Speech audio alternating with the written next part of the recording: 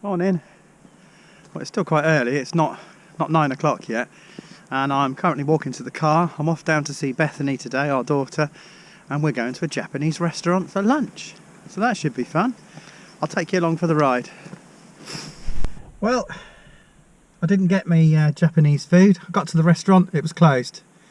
So that was one epic fail for today.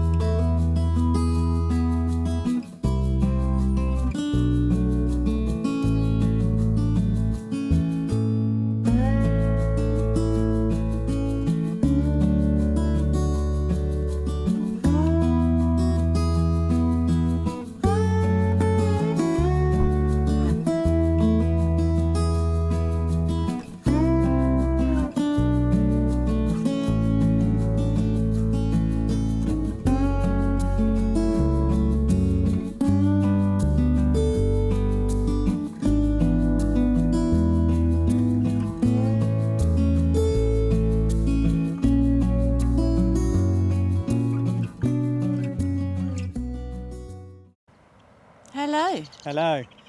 And if you don't know us, we are Julie and Mark from Weir on the Move. Yep, this is Mark and I'm Julie.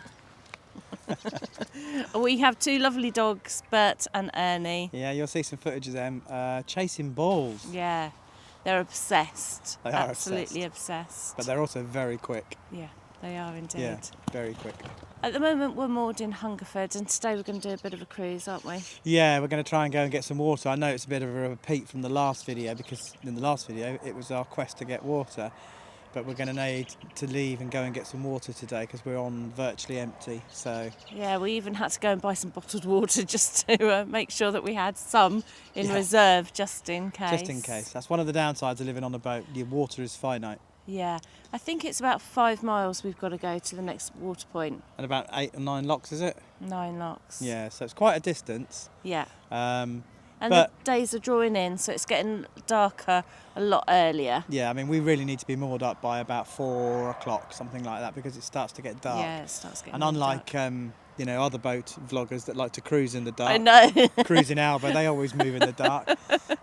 We don't like moving in the dark. No, we've tried it once. It was good fun. It was good fun. And it is good fun if you know that there's a mooring space at the end of the The trouble is, most people moor up by sort of 2, 3, 4 o'clock because they know that the the night's going to set in, and of course when you pull along at 5 o'clock, 6 o'clock, all the best mooring spots are gone. So, and my eyesight's not great in the dark. I mean, I struggle to drive in the dark, let alone take a 35-ton boat. It's a bit worrying. Right, let's see how we get on today. Let's do it. This is how to keep a dog perfectly still. Look at them both. They've both got that collie position.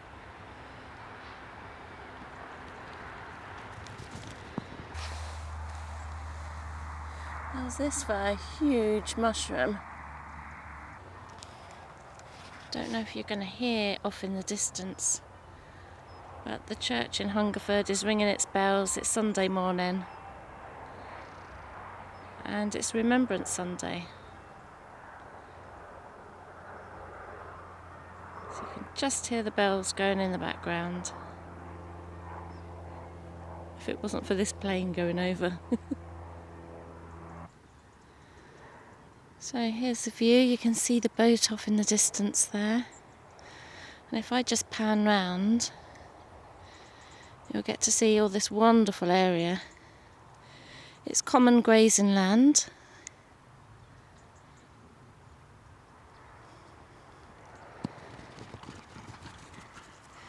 So sometimes the cows are on this field, but they're in at the moment because winter's come in and they've gone into their sheds.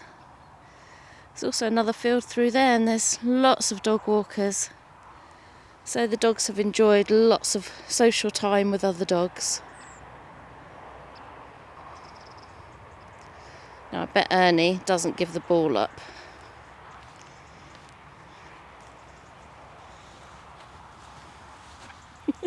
Give me the ball. Come on. Come on. Give me the ball. He really pulls his claw in, doesn't he? Give me that ball. Come on, you stinky dog. There. Alright, let's see if we can get him to jump up and down. Ready? It's up there.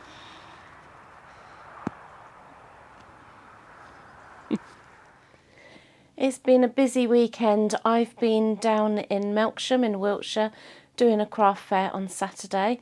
Bit of a recovery day yesterday and now back to it again, doing lots of orders. So thank you very much for anyone who's just bought one of the Widebeam maps. They're going out to you today, and lots of other orders as well.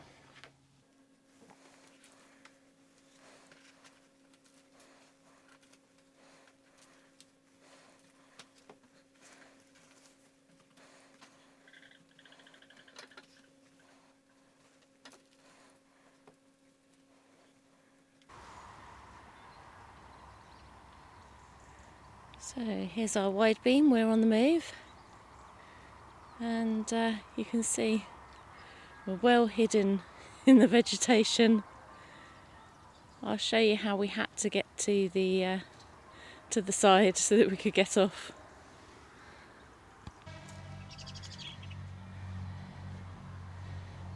So we've got the double plank and the matting, and the matting just helps, number one, to stop it getting too muddy, and number two, to hold the planks in place so we don't fall in. Block number 1 of the day. Only another 8 to go, I think. So we're through our first lock of the day. Only another 8 to go. But the weather is lovely. It's, you know, it's not sunny, but it's not raining, thank goodness. Cross fingers. But the leaves are absolutely amazing. Really see it's changed to autumn now.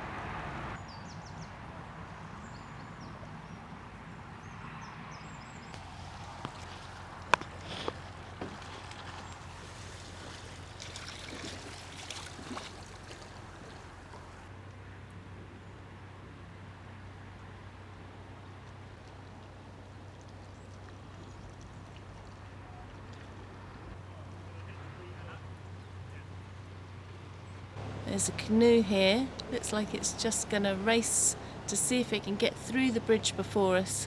I'm sure it's going to win. Morning. Morning.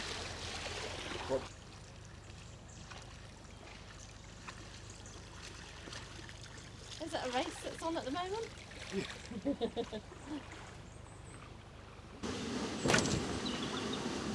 Guys, that's probably not a good idea.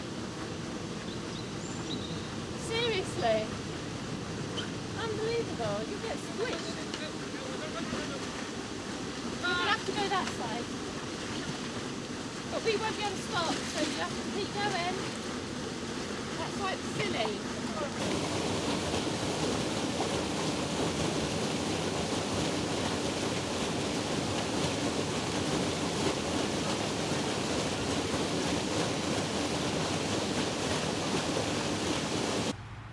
So 2 locks completed. We're still in Berkshire at the moment. We'll be heading over the border into Wiltshire in about a lock time, so not too far away. We're about a mile from the next lock. Then we've got a set of 3. We're not going to film all of them for you because it'll get quite boring, but that'll take us back to Froxfield.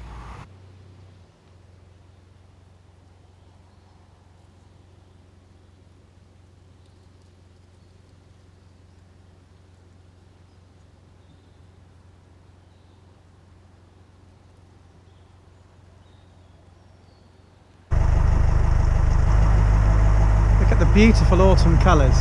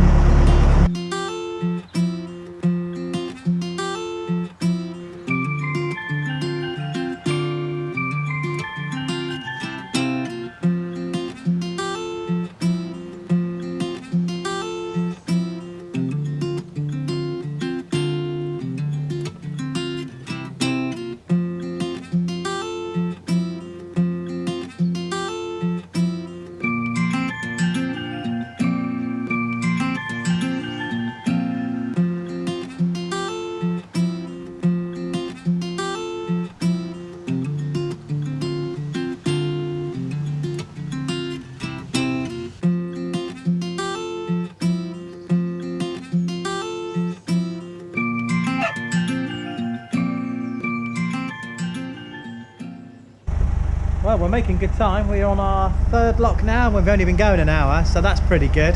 We're hoping to get to our destination before it gets dark, to be honest. Tall order, but let's see how we go.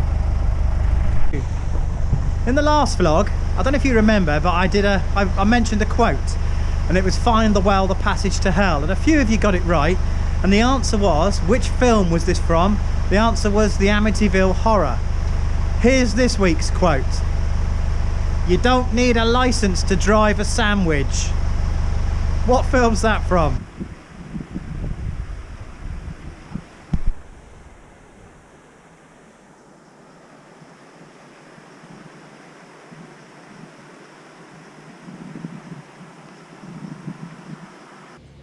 Just completed the 3 locks at Froxfield. It's a mile stretch now, so made a nice cup of coffee, sit on the front for just 1 mile, and then the next flight of I think about 3 locks before the water point. So we're getting there.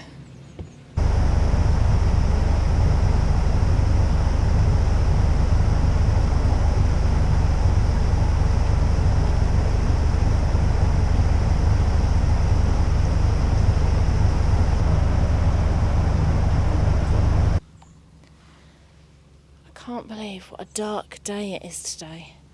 The time is 1:19 and it is so overcast and just grey. Hopefully it's just an optical illusion. It does look like this boat's moored on the lock landing, but fingers crossed it isn't, and it just looks that way. It's always difficult when you're looking at things from a distance to actually judge the space that there is. Sorry if I'm in the way. That's alright, I'm sure it's fine. I've come back as far as I could. Yeah, no, it looks fine. It's always an optical illusion when you're back there. You can't ever tell, can you?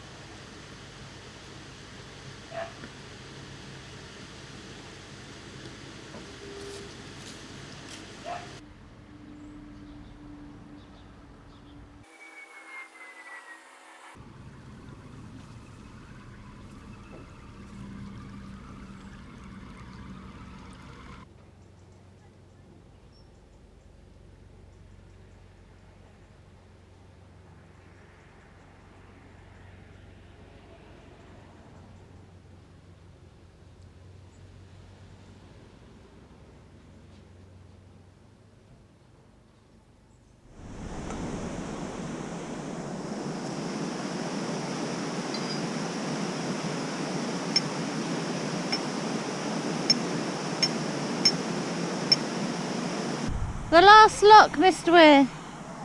What's the time?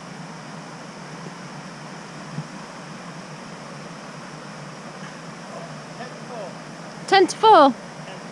That's not bad. 10 o'clock till nearly 4 o'clock. That's a good journey. And we're going to moor just up there.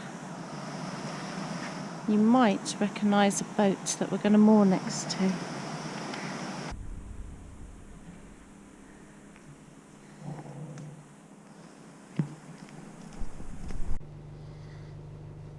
So let's open up the oven and see how our jacket potatoes are doing.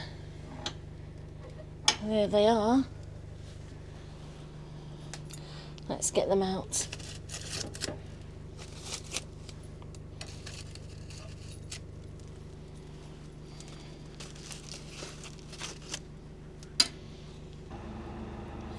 Let's unwrap these jacket potatoes and see if they've done.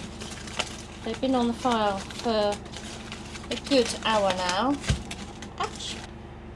So they should be ready. Perfect.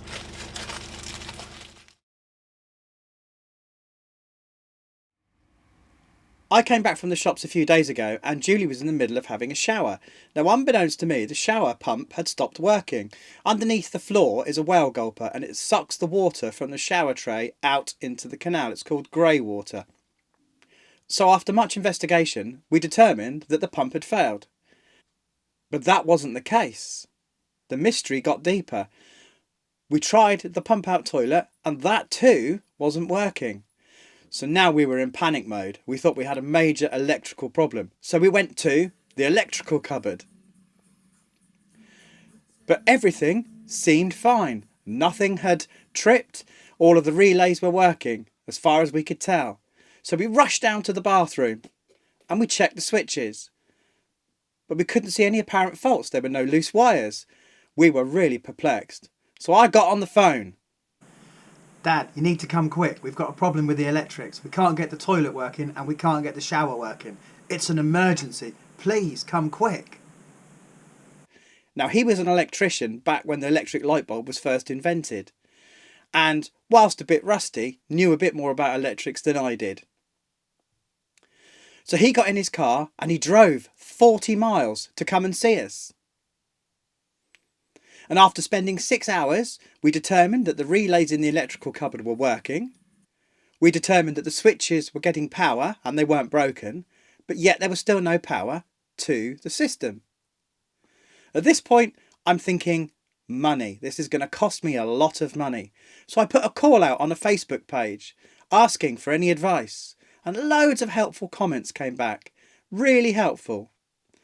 And then about a week later, having waited, because we were waiting for an electrician to get in contact with us, I was coming down the steps and this control panel has a series of switches.